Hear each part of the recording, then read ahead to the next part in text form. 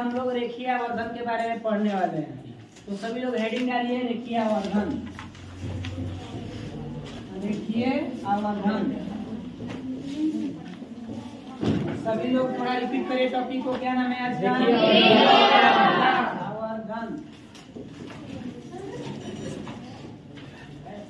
English में इसको क्या बोलेंगे? लीनियर। लीनियर। और बोलिए मैग्निफिकेशन।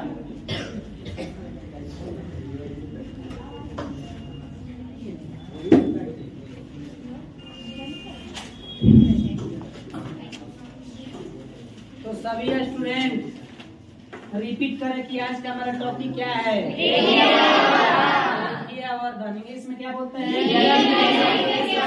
Linear magnification. ऐसे तो हम लोग दर्पण में इसको स्टडी कर चुके हैं, किए है ना, लेकिन अब हम लोग किस में स्टडी करने वाले हैं? लेंस में स्टडी करने वाले हैं।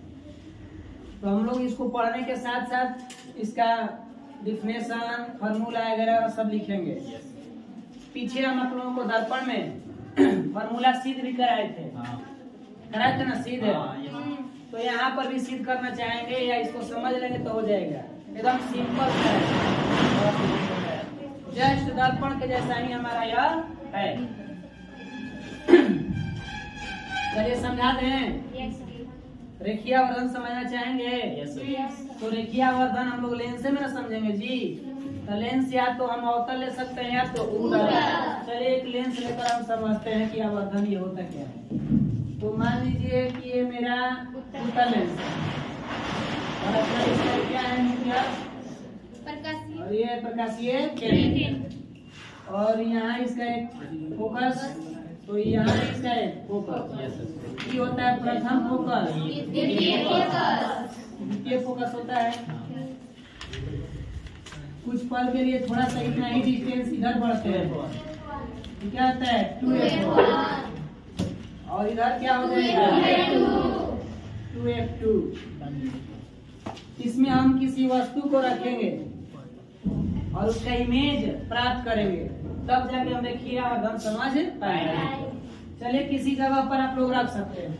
मान लीजिए कि इमेज रखते हैं, वस्तु है, ये क्या है मेरा? कोई बताएंगे इसका इमेज कहाँ बनेगा? लेंस की दूसरी ओर।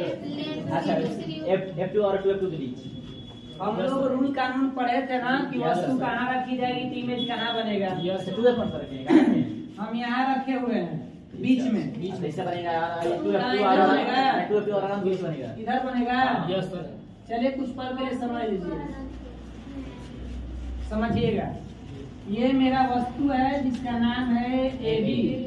वस्तु का नाम क्या है? AB। और इसका इमेज जो है मेरा कुछ पल के लिए समझ लिए A', इसे आगे पीछे करने से कोई दिक्कत नहीं। वास्तविक रूप में देखा जाए तो इसी तरह लिखा जाता है। नोक यहाँ है, यहाँ नोक की जगह B आ गया है ताकि उल्टा को दर्शाता है। लेटर को भी उल्टा कर दिया है, ठीक है ना, उससे कोई तकलीफ नहीं है। तो ये बताइए कि ये मेरा वस्तु है और ये मेरा वस्तु का प्रतिबिंब है। तो रेखीय आवर्धन में होता क्या है कि वस्तु की ऊंचाई कितनी है। तो मान लीजिए कि ये वस्तु कुछ ना कुछ ऊंचा होगा ना, तो वस्तु की ऊंचाई यानी इसको हम लोग सूचित करते हैं O से, height of object of distance. हाँ, यहाँ पर हम लिख सकते हैं height of object, height of object. और ये HI यानी हाइट ऑफ इमेज। वस्तु की ऊंचाई को HO से सूचित कर दिए और इसको कैसे? तो अब हम लोग आवर्धन यानी रेखीय आवर्धन का डिफिनेशन देंगे कि प्रतिबिंब की ऊंचाई और किसकी ऊंचाई के अनुपात को क्या कहते हैं? रेखीय आवर्धन कहते हैं। समझ पाए चीजों को? तो किसकी ऊंचाई बोले तो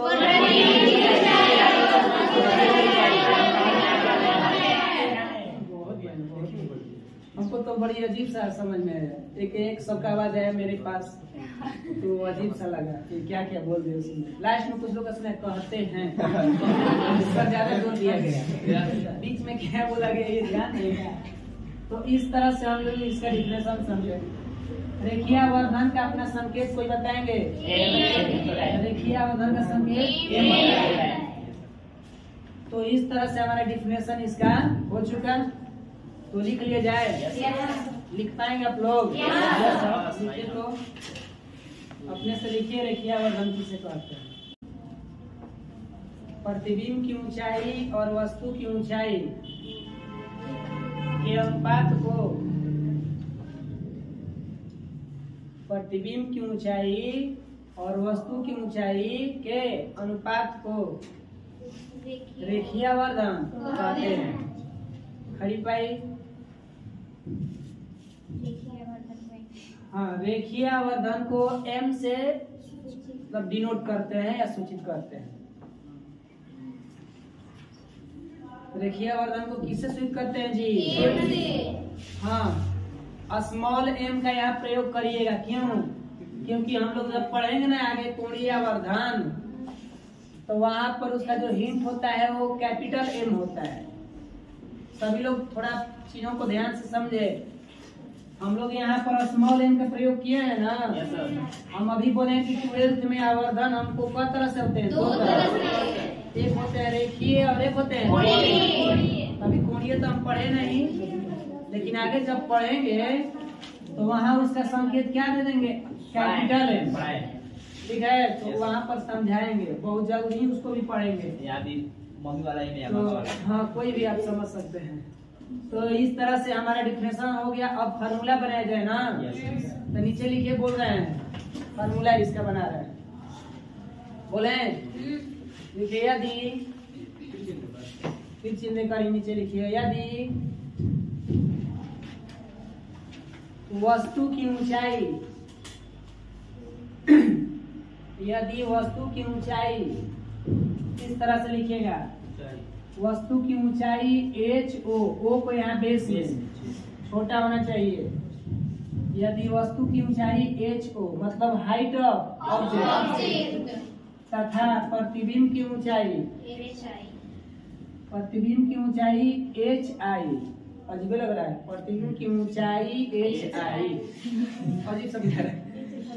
हाँ, यदि वस्तु की ऊंचाई कितना और प्रतिबिंब की ऊंचाई हो तो आवर्धन, हो तो आवर्धन होगा, आवर्धन होगा। तो बोलिए आवर्धन होगा, कितना होगा? इसको हिंदी में एक बार फार्मूला तैयार कर दिया है ना।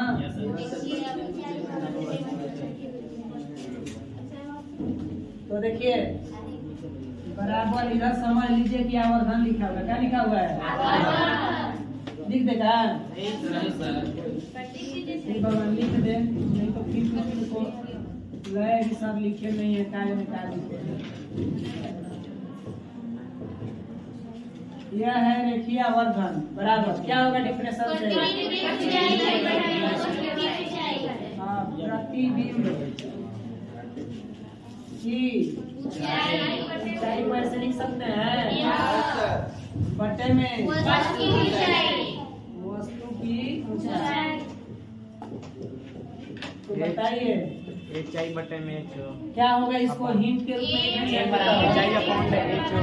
डिनोट क्या होता है? बराबर इसको क्या माने? HI बटा में। समझ गए? तो ये हमारा आवर्धन का फार्मूला। अब देखिए लिखिएगा, इसको थोड़ा और समझ लीजिए। कभी कभी ऊंचाई का जिक्र नहीं करता है तो आवर्धन वस्तु की दूरी और प्रतिबिंब की दूरी के रूप में भी होता है। अगर आवर्धन की हम बात कर रहे हैं तो अभी तो हमारा ऊंचाई के संबंध में है। ये आवर्धन का फार्मूला किसके संबंध में है? ऊंचाई। लेकिन कभी कभी ऊंचाई को न देकर वस्तु की दूरी की बात कर देता है और प्रतिबिंब की दूरी का। तब उस कंडीशन में यहाँ में हम ऐसे लिख सकते हैं m बराबर v बाई u। इस तरह से हमारा ये हमारा फार्मूला आ जाता है। ठीक है ना? तो ये भी हमारा आवर्धन का ही फॉर्मूला है, लेकिन ये लेंस में है। किसमें है? लेंस में। अब पीछे दर्पण में जब पढ़ेंगे तो यहाँ पर तो दोनों आप लोग उतारेंगे तो अच्छा लगेगा।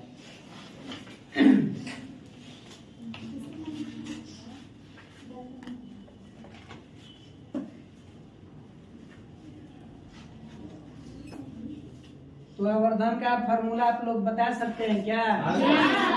बताइए, पीछे अंजलि खड़े हो जिए। आवर्धन किसे कहते हैं? प्रतिबिंब की ऊंचाई और वस्तु की ऊंचाई के अनुपात को रेखीय आवर्धन। बहुत बढ़िया, रेखीय आवर्धन। बैठ जिए, खड़े हो जिए, आजा। आप बताइए, रेखीय आवर्धन का सूत्र क्या होता है ऊंचाई के रूप में? m बराबर माइनस m बराबर h i बटा में h। बहुत बढ़िया, बैठ जिए। उधर बताइए, अगर ऊंचाई के बारे में ना कहे, दूरी के बारे में बात कर दे तो आवर्धन का सूत्र क्या होगा? m बराबर v बटा में। बहुत अच्छा, बैठ जिए। तो इस तरह से हम लोग चीजों को समझ गए क्या? अब हम थोड़ा सा दो बातों को नोट करके लिखना चाहेंगे। क्या आवर्धन का कोई मात्रक होता है? नहीं होता। क्यों नहीं होता? क्योंकि ये दो राशियों के समान अनुपात, यहाँ भी ऊंचाई, यहाँ भी ऊंचाई कट जाता है तो एक आ जाता है, और एक आने का मतलब उसका आवर्धन उसका मात्रक नहीं होता, और जिसका मात्रक नहीं होता उसका बीमा भी नहीं होता। यानी कि यह आवर्धन बीमाहीन राशि और मात्रकहीन राशि। आया बात समझ में ना? नोट में लिखे बोल रहे हैं। नोट नंबर 1 लिखे बोलते हैं, यदि वस्तु का प्रतिबिंब, यदि वस्तु का प्रतिबिंब सीधा हो, यदि वस्तु का प्रतिबिंब क्या हो? सीधा हो, तो आवर्धन धनात्मक होता है। आवर्धन क्या होता है? नोट नंबर 2 आप लोग अपने से लिख सकते हैं क्या? उल्टा के लिए, हाँ, उल्टा के लिए आप लोग लिख लें कि वस्तु का प्रतिबिंब उल्टा हो तो क्या होगा? ऋणात्मक हो जाएगा। नोट नंबर 2 आप लोग अपने से लिखिए। लिख लिए? नोट नंबर 2 में क्या बोला जा रहा है? अब थोड़ा सा इसको समझ लिएगा कि हो क्या रहा है। वस्तु का प्रतिबिंब की बात कर रहे हैं ना? तो प्रतिबिंब वस्तु का, इसका मतलब कि HI हो रहा है, मतलब ऊंचाई की बात हो रहा है। कुछ भी अगर यह वस्तु का जो ऊंचाई है या प्रतिबिंब जो बनेगा, अगर वह सीधा होगा, क्या होगा? तो m का मान क्या में आएगा? कुछ भी आएगा, मतलब 2, 4, 5 कुछ भी आ सकता है। अगर यही HI उल्टा हो, यहाँ पर आवर्धन क्या रहेगा? हम लोग यहाँ पर माइनस में आवर्धन आ जाएगा। अगर प्रतिबिंब का मतलब हम कुछ ले लें, इसको H डैश मतलब डैश से भी कह सकते हैं। तो अगर ये सीधा ऊपर की तरफ बना है इमेज, तो आवर्धन क्या में होगा? अगर वही इमेज उल्टा बना है तो यहाँ तक समझ गए? ये अपने एक हिंट के रूप में है। अब हम यहाँ पर क्या नोट में भी लिखना चाहेंगे कि इसका कोई मात्रक नहीं होता, बीमा नहीं होता। दर्पण में लिखवाए हैं क्या? तो यहाँ तक हम लोग आवर्धन का बेसिक जानकारी समझ गए, लेकिन अब कुछ और हम थोड़ा आधा जानकारी जानना चाहेंगे। अभी हम लोग आवर्धन का 2 तरह से फॉर्मूला पढ़े। एक हमारा आवर्धन पढ़े m बराबर HI बटे में, और एगो m बराबर क्या पढ़े? V/U। लेकिन हम और आवर्धन पढ़ेंगे दूसरे रूपों में। जैसे कि अभी आवर्धन जो हम पढ़ने वाले फॉर्मूला उसका एगो पढ़ेंगे आवर्धन का फॉर्मूला फोकस दूरी और प्रतिबिंब दूरी के रूप में। जैसे आपसे कोई पूछ जाए कि आवर्धन का सूत्र बताइए, तो आप साधारण फॉर्मूला बता देते हैं कि चलिए m बराबर होता है HI बटे में H, या और भी बता देते हैं कि m बराबर V बटे U होता है। लेकिन कोई कह देगा कि फोकस के रूप में और प्रतिबिंब दूरी के रूप में आवर्धन कितना होगा, तो इसको आपको सोचना पड़ेगा। फिर एक और क्वेश्चन पूछ सकता है कि फोकस दूरी और वस्तु दूरी के रूप में आवर्धन बताइए। यानी आवर्धन हमको लग रहा है कि 4 गो फार्मूला तैयार हो जाएगा। ऊंचाई के रूप में, दूरी के रूप में, फोकस प्रतिबिंब के रूप में और फोकस वस्तु के रूप में। तो हम लोग अभी किसको पढ़ लेते हैं? फोकस प्रतिबिंब। तो हेडिंग डाल लीजिए, बोल रहे हैं हेडिंग डालिए, बोले लिखिए फोकस दूरी और प्रतिबिंब दूरी के रूप में, फोकस दूरी और प्रतिबिंब दूरी के रूप में आवर्धन। यानी अभी आवर्धन जो हम लोग किस रूप में पढ़ने जा रहे हैं? बड़ी धीरे से बोल रहे हैं। अच्छा, हमें लगा कि आप लोग की एनर्जी खत्म हो गई है क्या? शुरुआत हो रही है। आपके जैसे लोग बहुत बहुत धन्यवाद। आप ही जैसा लोग हमें चाहिए, बीमार लोग नहीं चाहिए। टाइफाइड हो गया है। दूर हम ही नहीं रहते, माँ सरस्वती भी दूर रहती है। वो कहती है कि हम उसी व्यक्ति के पास आना चाहेंगे जो चंचल मन का, एक्टिवनेस उसका हर समय उसके अंदर एनर्जी जगा रहे। जब भी आपको पढ़ाने आते हैं तो बीमार जैसा कभी नहीं पढ़ाते, नहीं तो बीमार जैसा पढ़ाएंगे तब खुद बीमार हो जाएंगे। माना कि लाख दुख है, तकलीफ है, और भगवान बुद्ध ने कहा भी था कि इंसान ही नहीं, ये पूरा पृथ्वी पर मान लीजिए बहुत सारे जीव जंतु रहते हैं, तो कुछ ऐसे भी हैं क्या कोई कि जिनके पास दुख ना हो। सबके पास मनुष्य दुखों से भरा हुआ है। मनुष्य किससे भरा हुआ है? और वह दुख का कारण है इच्छा, किसी चीज का इच्छा करना, और जब नहीं मिलता है तो हमें दुख होता है। किसी को खाने की इच्छा है कि हमको भोजन नहीं मिल रहा है, किसी को पढ़ाने का इच्छा है कि पढ़ाएं, किसी को पढ़ने की इच्छा, बहुत सारी इच्छा है, और वही हमें दुख की कारण बनाती है, खत्म नहीं होती है। रोहित रोशनकर की इच्छाएं खत्म नहीं होती है।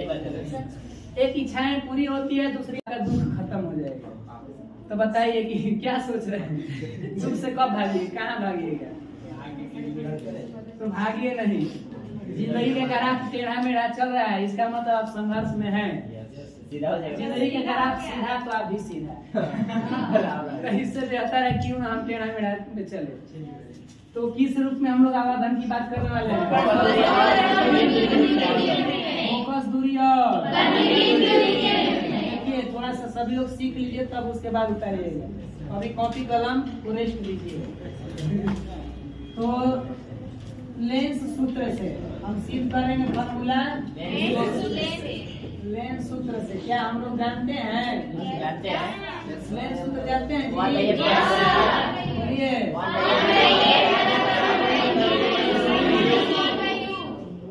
लास्ट में हाई सुनाई दे यू। लास्ट में बात सुनाई दे ना, कह रहा है कि फोकस और भी के रूप में ना, तो यहाँ भी है, क्या है? भी। लास्ट वाला को लेकर हम इसे दोनों तरफ गुणा कर देंगे। दोनों तरफ क्या कर देंगे? यहाँ पर लिखेंगे दोनों तरफ, हाँ, दोनों तरफ भी से गुणा करने पर, मतलब आप समझ सकते हैं। गुणा करेंगे, कोड भाषा है, आप लोग हैं तो समझ सकते हैं ना। तो गुणा करने पर, तो गुणा करें तो दोनों तरफ का मतलब LHS भी और RHS भी ना, तो 1/8 गुणे कितना? बराबर। बराबर है तो बराबर, इसमें भी गुणा कर दीजिए। गुणे भी माइनस गुणे भी। यहाँ तक समझ पाए हैं क्या? चलिए अब ध्यान दीजिए। तो इसको इससे गुणा कर दीजिए, भी बटा में 1 हो जाएगा। हमको लग रहा है कि हाई और हाई कट जाएगा क्या? नहीं कटेगा? तो बताइए कितना आ जाएगा? माइनस भी बाई। यहाँ तक समझने में तकलीफ क्या? बोलिए। हमको ये वाला चाहिए क्योंकि इसी से आवर्धन का फॉर्मूला होता है। m बराबर v बाई u होता है कि नहीं? हम सोच रहे हैं कि इस वाले को टांग कर इधर ला दे और इस वाले को टांग को उधर ले जाए। क्या छोड़ दिया विराम जी? कुछ लोग मत लीजिए इधर, एगो बना लीजिए v बटा में 1 और उधर से टांग गया तो प्लस माइनस है तो कहाँ गया? अगर कोई निगेटिव आदमी कोई पॉजिटिव संग दोस्ती करेगा तो धीरे धीरे उसका गुण ट्रांसफर हो जाएगा ना, थोड़ा थोड़ा तो कुछ परिवर्तन होगा। अगर सोना का दोस्ती अगर मान लीजिए कि हमारा पीतल से हो जाए या तांबा से हो जाता है, चाहे मिश्रण की बात ही करें तो सोना के भाव वो तांबा भी चलता है। नहीं तो इसी तरह अगर अकेले रहे तो लोग उसको अलग वैल्यू में खरीदते हैं, ग्राम के भाव का, किलो के भाव में तांबा खरीदते हैं। तांबा कैसे खरीदते हैं? और वही सोना के साथ दोस्ती हो जाए, थोड़ा सा ही खाली उसका दोस्ती, तब समझे कीमत कितना भी है। मेन संगत के प्रभाव, सत्संगति स्वर्गवास विसर्ग संगति। आप देखिए कि हमारा संगति कैसे लोगों के साथ है। अगर संगति आपका सही है तो आप सही हैं, अगर नहीं संगति का प्रभाव, संगति साथ में भी रहने वाला हो सकता है, दूर भी रहने वाला हो सकता है। कुछ लोग सोच में भी संगति होते हैं, तो समझे कि उस तरह के व्यक्ति हमको बार बार क्या कर रहा है, पॉजिटिव की निगेटिव, हर चीज को लेकर चलना होता है। तो ध्यान दीजिए यहाँ पर ये वाला मेरा माइनस इधर आया तो क्या हो गया? बराबर कितना? यहाँ तो कोई तकलीफ नहीं, हमको इसको अकेले करना है। क्यों? क्यों ये मेरा दोस्त है क्या? क्या वर्धन के लिए काम है, इसीलिए हम अकेले करें। कोई कहेंगे सर काहे इसी को अकेले करें, आपको ये घूस दिया है क्या? तो हमको ये घूस अगर नहीं दिया है, हमको इससे काम है, आज जिससे काम होता है उसके लिए मेहनत तो करना पड़ेगा। तो इसको जस के तस रख दीजिए, तभी बटे यू जस के तस, तो ये वाला उधर जाएगा क्या? और यही काम है प्लस में उधर जाएगा। तो पहले से है कितना आया, कितना रहा? माइनस भी बटा में। बात समझ पाए? इसको थोड़ा सा हल कर दिया जाएगा। तो बताइए है किसका वैल्यू है? m का नहीं है क्या? और इसको पूर्णांक को घटा पढ़े क्या? एक गुणे करेंगे 1 से, ऐसे पढ़ाया गया होगा 2 माइनस 3 बाई 5, ऐसे पता करते थे। 2 5 10 में से 3 घटा करते थे, तो वही काम है जी कर सकते हैं। एफ के पढ़ाई खाली पढ़े होता है ए माइनस घटा में। यह फॉर्मूला किस रूप में है?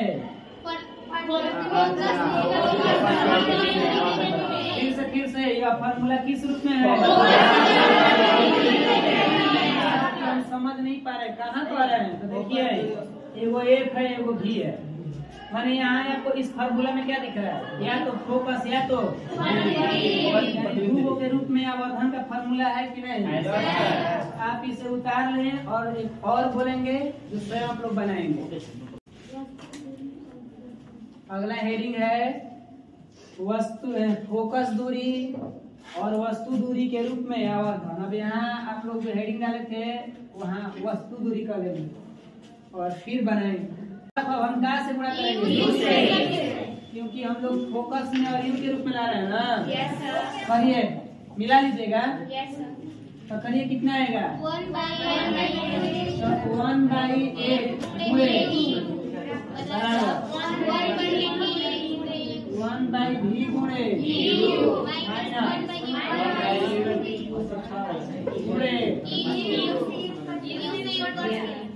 इतना समझ में आया क्या? चलिए आगे बढ़ते हैं। तो हमको लग रहा है कि यू से यू कट जाएगा, तो इसका गुणा ऐसे करिए उसी की तरह। कुछ लोग नहीं देख पा रहे हैं भाई, उतारिए मत, लिखिए मत, उससे कोई फायदा नहीं है। जब तक समझेंगे नहीं तब तक लिखने से कोई फायदा नहीं है। हम इसी बात को हमेशा से कहते आ रहे हैं। कोशिश आप लोग करिए ना कि हम अपने माइंड से उसे समझ लें। 75% स्टूडेंट क्या करते हैं कि सर जी भी बना रहे हैं, वो बना रहे हैं, उनको लगता है कि मेरा छूट जाएगा, बाद में हम उतार नहीं पाएंगे। ऐसा हम नहीं बोलते हैं। आप उतारिए, कहिए तो 2-4 मिनट वेट भी करेंगे, लेकिन समझाते समय बातों को ध्यान से क्या करिए, समझिए। कहीं ना कहीं जब एग्जाम में अकेले बैठिएगा तो वहाँ आपका ही ना माइंड कम रहेगा जी। तो बताइए यू बाई एफ हो गया, इसका गुणा यू बटा में भी, ठीक है। ये -1 को इधर टांग कर ला दीजिए, तो बताइए यू बाई एफ प्लस 1 बराबर कितना, यू बाई भी है ना। इसको कुछ नहीं तो बटा को जोड़ कर दीजिए, कर सकते हैं क्या? तो बोलिए F1 का लघुत्तम कितना होगा? यू प्लस F से F कट जाएगा तो U प्लस 1। अब ध्यान दीजिए ये है 1 F से, तो F है ना होगा, और उससे ऊपर ले गुणा कर दिए, कितना हो गया बराबर U बटा। क्या समझे? नहीं समझे? हमको चाहिए V बाई U, तभी ना आवर्धन आता है। मेरा यहाँ पर है U बाई V, तभी तो यह आवर्धन का फॉर्मूला बना नहीं। हम सोच रहे हैं ना कि इसको पलट दें, इसको क्या कर दें, जब इसको पलटेंगे तो कितना हो जाएगा V बाई U। जब इसको पलटेंगे तो इसके इधर वाले पक्ष को भी क्या करेंगे, तो कितना हो जाएगा बोलिए, U प्लस। यहाँ तक समझे? और यह जो वैल्यू है किसका होता है, M का। तो बताइए 1 बटा में U प्लस 1 बराबर किसका वैल्यू होगा, M का। इसलिए हम M बराबर लिख सकते हैं 1 बटे में U प्लस, यही हमारा फोकस दूरी और वस्तु दूरी के रूप में आवर्धन का फॉर्मूला है। तो समझ पाए क्या आप लोग?